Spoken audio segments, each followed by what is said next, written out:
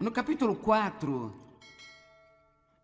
de Colossenses, cerca da metade, Paulo enviando saudações aos colossenses e apresentando a eles as pessoas as quais ele estava enviando. Eu acho divertido todo esse tempo que eles passam fazendo saudações, mas nós, o melhor que conseguimos é gruir uns para com os outros quando nos vimos, dizendo, ei, e aí, cara? E então? Ou então nem conversamos, apenas mandamos algum texto. E então, tem algumas linguagens de mensagem hoje em dia que me irritam demais, sabe? É tipo, você faz uma pergunta e recebe uma letra. Não tente falar comigo uma palavra com apenas uma letra.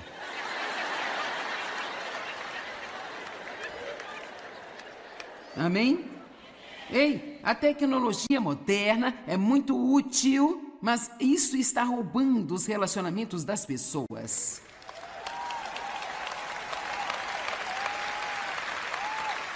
E nós precisamos tirar tempo para conversar uns com os outros, cara a cara. E então, eu acho que se não tirarmos nada mais desta metade do livro de Colossenses, em que tudo que ele faz é enviar saudações e apresentar pessoas, nós podemos pelo menos dizer, cara, eles investiam muito mais tempo nos relacionamentos do que nós. E talvez devêssemos, e estamos realmente mal nisto nos Estados Unidos.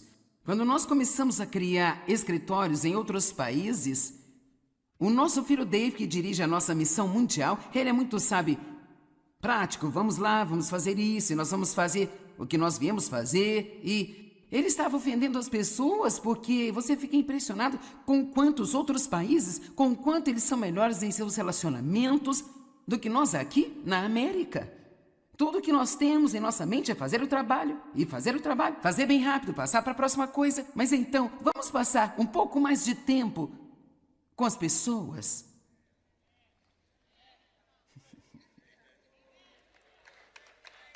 Vamos lá.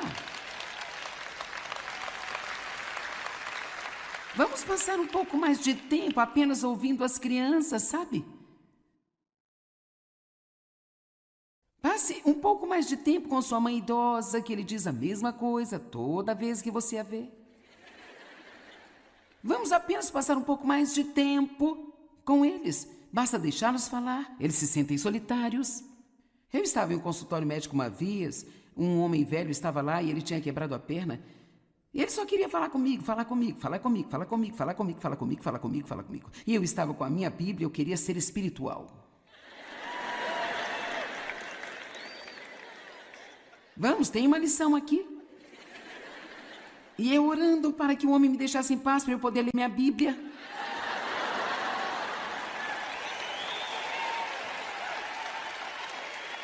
Ele era um velhinho tão gentil, não tinha ninguém com quem conversar, só queria me contar sobre a sua perna. E então, mas ele estava meio que fazendo isso na versão longa. E eu sou mais comum, entendi, tudo bem, você quebrou a perna, você está aqui para tirar o gesso, tá?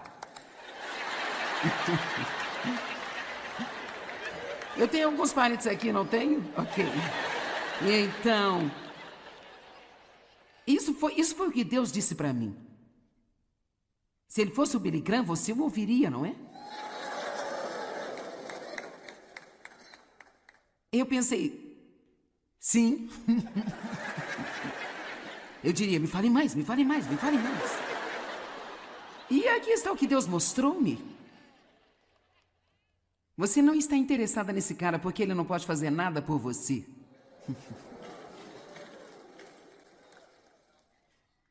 Pessoal, não vamos falar de amor somente na igreja. Bem, eu amo você com o amor do Senhor. Ou seja lá o que for, sabe? Vamos levar um pouco de amor para alguns de nossos relacionamentos e, aprenda a investir um pouco mais de tempo nas pessoas e não tenha tanta pressa o tempo todo para chegar à próxima coisa que precisa fazer. Então, tudo bem. Mas em Colossenses, o capítulo 4 de Colossenses, embora metade dele seja dedicado a essas saudações, temos 4 lições principais que podemos tirar de Colossenses capítulo 4. E a primeira é encontrada em Colossenses 4:2. Sejam firmes e incansáveis e constantes em sua vida de oração. Sejam alertas e atentos em sua oração e sejam agradecidos. Então, deixe-me dizer algumas coisas sobre a oração. Em primeiro lugar, a oração não é uma obrigação. É um grande privilégio que nós temos. Cada falha que temos é porque falhamos na oração. Nós precisamos orar muito mais do que oramos, mas se nós tivermos uma atitude errada sobre a oração, se nós espiritualizarmos demais a oração e a transformarmos em algo que ela não é, então nós não vamos mais querer fazê-la. Veja, você não precisa tornar-se uma pessoa espiritual hiperreligiosa para orar. Você não precisa estar em um determinado lugar com uma certa postura em um determinado momento. Eu gosto de ensinar as pessoas a fazer o que eu faço, que é orar ao longo do dia. Deixe a oração tornar-se como uma respiração. Tenha uma conversa com Deus sobre tudo e qualquer coisa. Não há nada, agora ouça-me, não há nada que você não possa falar com Deus a respeito. E a oração, ela abre a porta e convida o poder de Deus para entrar em sua vida e mudar coisas que você não poderia mudar, abrir portas que você não poderia abrir, fechar portas que poderiam ser perigosas para você. A oração é o que muda os nossos filhos, a oração é o que nos muda, a oração é o que faz com que nossos casamentos funcionem. A oração é o que nos dá o favor que nós precisamos para viver no mundo. Nós precisamos orar mais. E eu, na verdade, estou me preparando para entrar no meu estúdio, fazer um pequeno ensinamento de 30 minutos. Especificamente, eu acho que há tantas pessoas que elas pensam que Deus não ouve as suas orações. Ou há tantas coisas com que elas tentam lidar por conta própria porque elas acham que são coisas em que Deus não está interessado. Ele está interessado em cada coisa que concerne a você. Não importa o quão minúsculo ou aparentemente insignificante possa ser, se diz respeito a você, Deus está interessado nisso. E se está magoando você, Ele quer confortar você. E se é difícil para você, Ele quer ajudar você com isso. Mas há uma regra para ter a ajuda de Deus. Você não tem porque você não pede.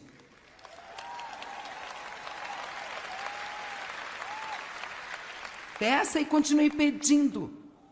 E você vai receber. Bata e continue batendo. E a porta será aberta. Busque e continue buscando. E você vai encontrar. Efésios 3:20 diz: agora aquele que é capaz de fazer infinitamente mais, abundantemente acima e além de tudo que, agora ouça, do que esperamos, pedimos ou pensamos. Eu quero encorajá-lo por um momento a fazer orações mais ousadas. Peça a Deus por coisas que paralisam a sua mente, em que até mesmo, enquanto você ora por elas, você pensa, isso aqui não tem jeito. Mas apenas pela fé, vá em frente e faça grandes orações. E não se preocupe se você acha que merece ou não. Nenhum de nós merece nada do que Deus faz por nós. E especialmente tenha coragem quando você talvez tivesse sido um patife. Teve um dia não tão santo. Talvez se sinta mal consigo mesmo. Realmente deixa o diabo louco seguir em frente nesses dias e pedir a Deus para ajudar você. Isso realmente deixa o inimigo zangado. Sabia que a oração é nossa linha de defesa número 1 contra Satanás? Em Colossenses 4:2, onde acabamos de ler, diz assim: sejam alertas e atentos em suas orações. Eu amo 1 Pedro 5:8 e diz que sejam bem equilibrados, pois o seu inimigo diabo vagueia como um leão que ruge com fome feroz, buscando alguém a quem ele possa devorar. O próximo verso na Amplificada ela diz assim: resista ao diabo desde o início. Eu amo isso. Quando estamos um pouco mais alertas sobre o que está acontecendo, no momento em que o inimigo começa a tentar encher sua cabeça de lixo, este é o momento de resistir. No instante em que uma ofensa entra em seu coração e você se sente querendo construir um muro entre você e esta outra pessoa, esse é o momento de dizer: Deus, ajuda-me a liberar isso, a superar isso. Eu me recuso a passar esse dia com raiva e amargurado. Não espere até que atitudes ruins e pensamentos ruins tenham a oportunidade de se enraizar em sua alma, porque uma vez que algo está profundamente enraizado em nós, é preciso muito mais para se livrar disso do que se você estiver alerta e reconhecer o que o inimigo está fazendo e lidar com isso imediatamente. Quantos de vocês gostariam de ser um pouco mais agressivos contra o inimigo? Bem, eu só queria que o diabo me deixasse em paz. Bem, isso não vai acontecer. Aprenda a orar um pouco mais especificamente, em vez de todas essas generalidades. Ajuda-me, Senhor, é uma ótima oração. Mas se um dos meus filhos entrasse em casa e dissesse: mãe, ajuda-me. Bem, a primeira coisa que eu vou perguntar é: bem, em que você precisa de ajuda? Abençoa-me, Senhor. Bem, isso também é bom. Mas o que é exatamente que você quer que eu faça? O que você quer que eu faça por você? Em Filipenses 4:6, na Bíblia Amplificada, diz: não se preocupem ou andem ansiosos a respeito de coisa alguma, mas em todas as circunstâncias e em todas as coisas, por meio da oração e súplica. E aqui está o que a Amplificada diz, que uma súplica é um pedido definido. Um pedido definido. Então, não sejamos tão vagos sobre o que nós queremos que Deus faça. Seja um pouco mais específico do que apenas: ajuda-me, Senhor, ou abençoa-me, Senhor. A oração é tão poderosa. Agora, não tem sentido dizer às pessoas para orar se eu não lhe contar algo que você precisa prestar atenção. Então, Marcos 11:24, por esta razão eu digo a vocês: tudo o que pedirem em oração, creiam, confiem, acreditem que já o receberam e vocês vão recebê-lo. Você não recebe no momento em que pede, você recebe no Espírito, mas você recebe em suas circunstâncias um pouco mais tarde. Deus ouve você, Ele envia uma resposta e você vai receber. Mas, se tiver alguma coisa contra qualquer pessoa, se tiverem alguma coisa contra qualquer pessoa, veja isso, perdoem-no, deixem de lado, deixem ir. O que você está carregando por aí que você precisa deixar? Vá em frente, deixe aqui hoje. Bem, vamos colocar tudo em uma pilha e queimar aqui. Deixe tudo aqui. Não guarde isso em algum lugar e leve para casa e tire de lá novamente. Então comece tudo de novo. A Bíblia diz que se nós quisermos que Deus ouça as nossas orações, nós devemos então perdoar as outras pessoas. Não há como dizer do quanto muitas vezes desistimos do poder de Deus e do benefício, das coisas que Deus adoraria fazer por nós, porque nós temos essas pequenas ofensas em nosso coração em relação a outras pessoas que nós recusamos a abandonar. Você ficaria espantado com o número de pessoas que estão entrando aqui hoje com raiva? E quantas assistindo a TV? Talvez você esteja sentado ao lado de alguém de quem você está com raiva? Escute, eu sei como é. Dave e eu costumávamos brigar no caminho para a igreja e depois ficávamos espirituais até que o culto acabasse e depois brigávamos na volta. Vamos, você sabe do que estou falando.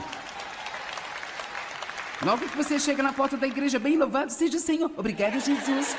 Ó, Dave e Joyce, como vocês estão? Glória a Deus, estamos ótimos. Louvado seja Deus. E brigávamos na volta para casa. Posso me lembrar de estar em pé na primeira fila, com as minhas mãos erguidas, proclamando palavras de louvor e na cabeça, pensando assim: se ele acha que eu vou fazer qualquer coisa para ele comer, ele pode tirar o cavalinho da chuva, porque eu não vou fazer nada para ele de jeito nenhum.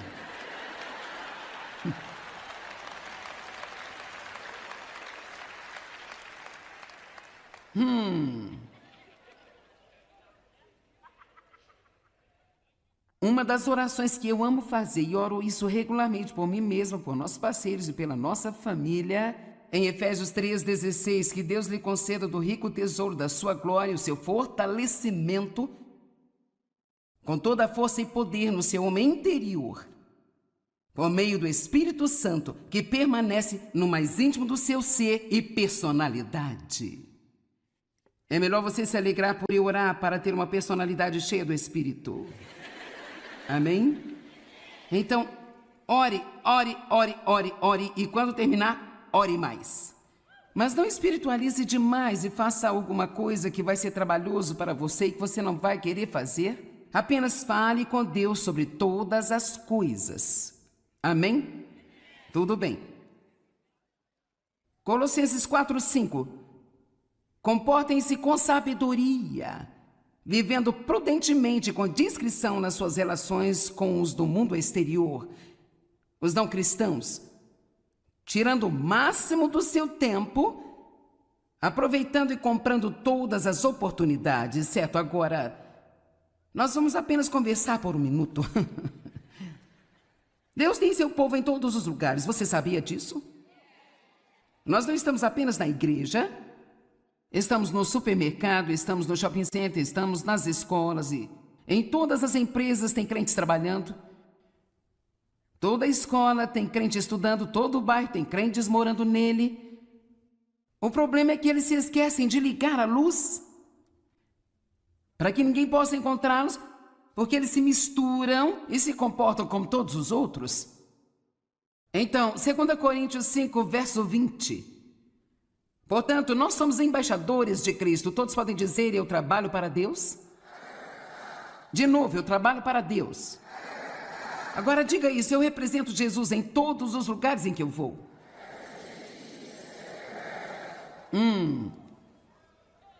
Portanto, nós somos embaixadores de Cristo, como se Deus estivesse fazendo seu apelo. I want you to my arms forever.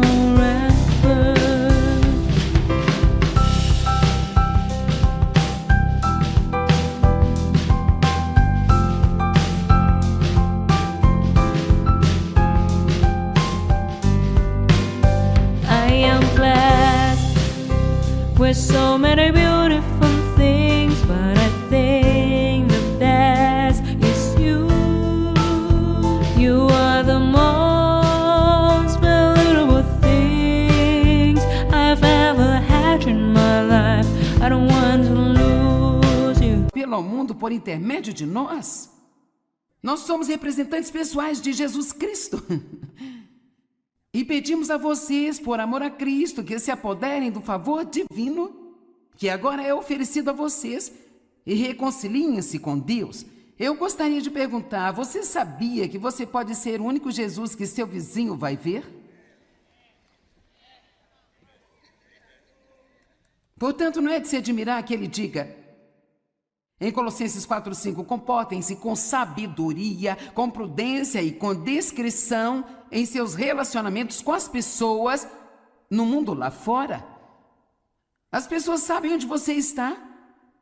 Você sabe, você pode ser firme em suas convicções sem que pareça ser super religioso e alguém que as pessoas nem querem ter por perto porque você age como se você fosse melhor do que elas o tempo todo. Sugestões sobre como se comportar. Todo mundo que você tem por perto, especialmente os incrédulos, todo mundo, mas especialmente os incrédulos, faça com que eles se sintam bem consigo mesmos. Diga algo a eles que vai fazer com que eles se sintam melhor. Quando nós estamos com pessoas e saímos da presença delas, muitas vezes elas nem se lembram do que dissemos, mas uma pessoa sempre se lembrará de como você a fez se sentir.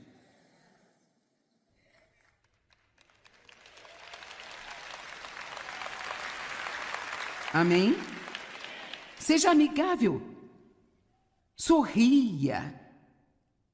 É incrível a diferença que um sorriso pode fazer. Seja pacífico. Cara, o mundo está tão preocupado. Eles querem paz e não sabem como encontrá-la. Mas, cara, se você pudesse simplesmente sair no mundo, ou em sua empresa, ou em sua escola, ou em seu bairro, e ser sempre apenas pacífico, quer saber, não vai demorar, e as pessoas vão perguntar a você, o que você tem que é tão diferente das outras pessoas? Às vezes tentamos enfiar o evangelho goela abaixo do povo, sabe? E o que precisamos fazer é mostrar um pouco mais e deixar que nos perguntem.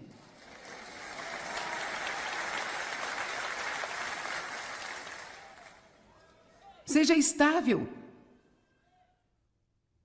Seja sempre a mesma pessoa estável toda vez que alguém vê você. Não viva para cima e para baixo com as circunstâncias do mundo o tempo inteiro. Não seja como todos os outros. Saia lá fora e seja estável. Deixe-me perguntar-lhe algo. Quantas vezes...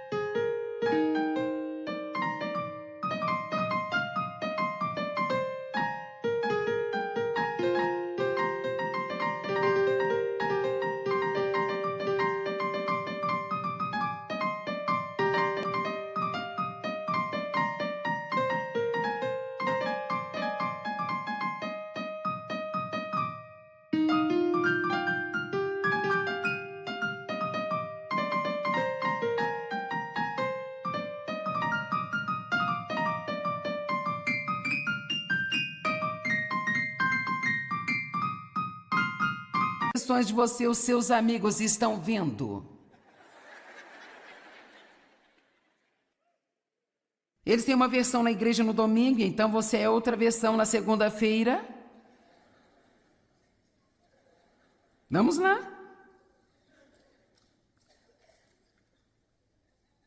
Mostre empatia, mostre compaixão, importe-se com as pessoas, seja generoso de natureza. Tirar tempo para ser bom para as pessoas e valorizá-las é uma das coisas mais importantes que você pode fazer. Tudo bem. Terceiro princípio em Colossenses 4. Eu sei que você não precisa desse, mas vamos falar sobre ele. O seu falar. Palavras. O seu falar seja sempre gracioso, agradável e cativante, como se fosse temperado com sal. Para que você nunca os perca, para que saiba como responder a cada um que coloca uma pergunta diante de você. Sabe, o quarto princípio aqui é sobre a maturidade espiritual. Eu quero amarrar esses dois por apenas um minuto. Como as pessoas podem dizer o quão espiritualmente maduros nós realmente somos e quão importante é a maturidade espiritual? Paulo disse que ele trabalhou até a exaustão para que ele pudesse apresentar cada homem a Deus plenamente maduro. Eu amo isso. Sabe, esse é o nosso trabalho como líderes da Igreja do Senhor. Não é apenas fazer você se sentir bem consigo mesmo, mas parte disso, às vezes, é dizer, agora quer saber? Você precisa se livrar dessa atitude. Nosso trabalho é apresentá-lo ao Senhor maduro, crescido, sendo um grande exemplo para o mundo, não apenas mostrando 25 maneiras de você ter tudo que você quiser o tempo inteiro, sabe? Vamos, não comece a bocejar para mim. Vocês estão me fazendo trabalhar duro nesta manhã, você está entendendo? Amém? Apresente cada homem plenamente maduro. Você ouviu mensagens sobre a boca? Não vai ser novidade se eu chegar aqui e lhe contar o que a Bíblia diz sobre a boca, mas eu vou fazer isso. Provérbios 18, 21. O poder da vida e da morte está na língua, e os que se entregam a ela devem comer o seu fruto, seja para a vida ou para a morte. Nossas palavras não só afetam outras pessoas, mas nós as comemos. E quanto mais falamos sobre coisas felizes, mais felizes nós somos. Você sabe que o que nós falamos diz às pessoas mais... The passion of your love drives me crazy, and your one look steals my heart. Your love has a magical spell on me. It makes me something that I'm not in my life. Baby, I feel the intense passion of your love.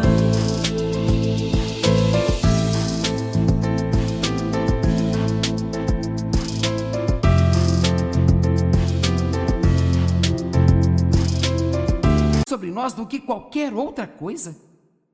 Se você quiser localizar o nível de maturidade espiritual de alguém, apenas escute sobre... Saia com alguém por um dia e ouça essa pessoa. Você vai ter localizado muito bem o quanto ela fofoca, quantos segredos de outras pessoas ela conta, o quanto ela é positiva, o quanto ela é negativa, o quanto ela fala sobre os problemas no mundo em comparação com o quanto ela fala sobre a bondade de Deus. Ei, escute, eu sei que temos problemas no mundo, mas não precisamos ficar falando sobre isso em todas as conversas e não fazer nada, mas apenas falar.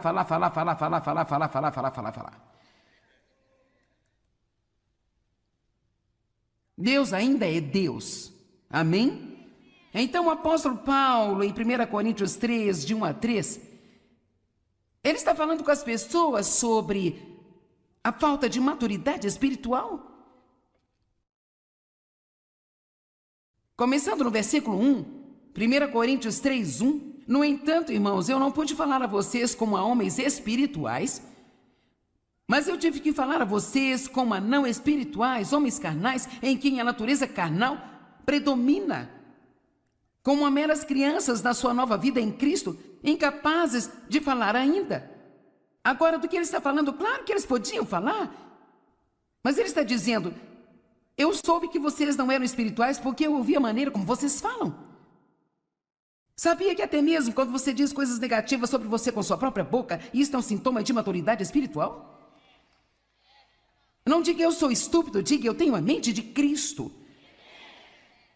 Não diga eu sou feio, mas diga eu sou criado à imagem de Deus e Ele não fez nenhum lixo. Vamos lá.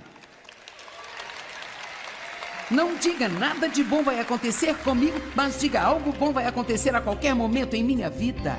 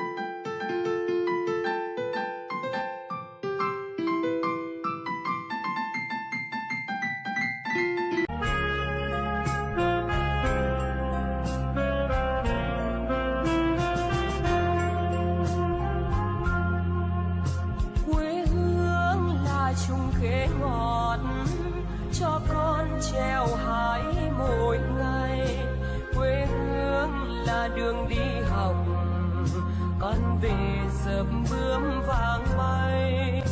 Quê hương là con diều biếc, tuổi thơ con thả trên đồng.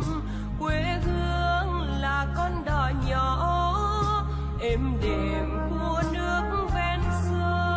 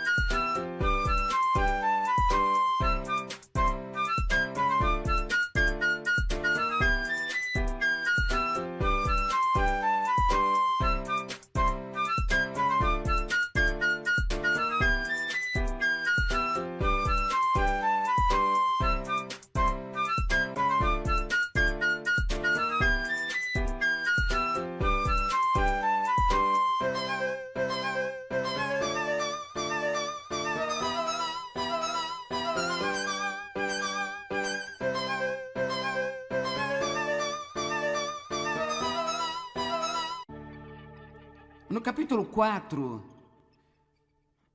de Colossenses, cerca da metade, Paulo enviando saudações aos colossenses e apresentando a eles as pessoas as quais ele estava enviando. Eu acho divertido todo esse tempo que eles passam fazendo saudações, mas nós, o melhor que conseguimos é gruir uns para com os outros quando nos vemos, dizendo, ei, e aí, cara? E então... Ou então nem conversamos, apenas mandamos algum texto. E então, tem algumas linguagens de mensagem hoje em dia que me irritam demais, sabe? É tipo, você faz uma pergunta e recebe uma letra. Não tente falar comigo uma palavra com apenas uma letra.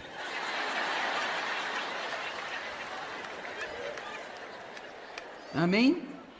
Ei, a tecnologia moderna é muito útil, mas isso está roubando os relacionamentos das pessoas.